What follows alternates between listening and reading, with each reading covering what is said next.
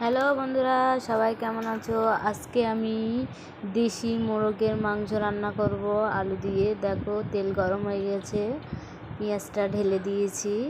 তারপরে পেঁয়াজটা নাড়িয়ে চাড়িয়ে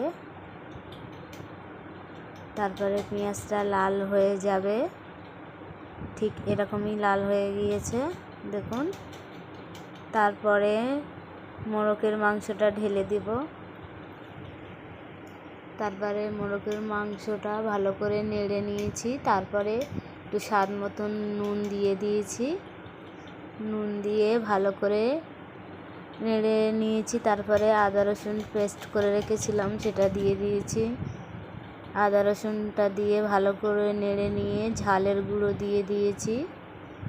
তারপরে একটু হলুদের গুঁড়ো দিয়ে দিয়েছি। তারপরে জিরা, মরিচ, ধনিয়ার গুঁড়ো একসাথে দিয়ে দিয়েছি। তারপরে মিট মশলা দিয়ে দিয়েছি। মিট মশলা দিয়ে ভালো করে নেড়ে তারপরে একটু পানি দিয়ে দেবো মশলা কষার জন্য। একটু পানি দিয়ে দিয়েছি। মশলাটা কষা হয়ে গেলে আর একটু পানি দেব কষার জন্য, মাংসটা যাতে গলে যায়। তারপরে চাপা দিয়ে দিয়েছি। তারপরে দেখুন কি সুন্দর কালার হয়েছে। এইবারে দেব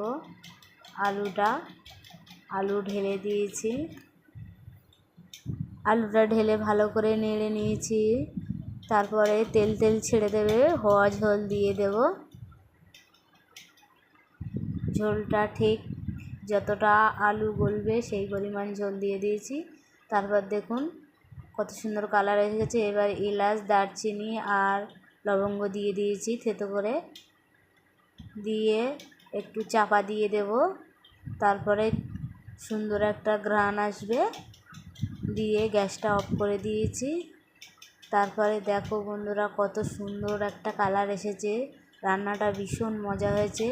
ভালো লাগলে একটু লাইক, কমেন্ট, শেয়ার করে পাশে থাকবেন। আরও সুন্দর রান্না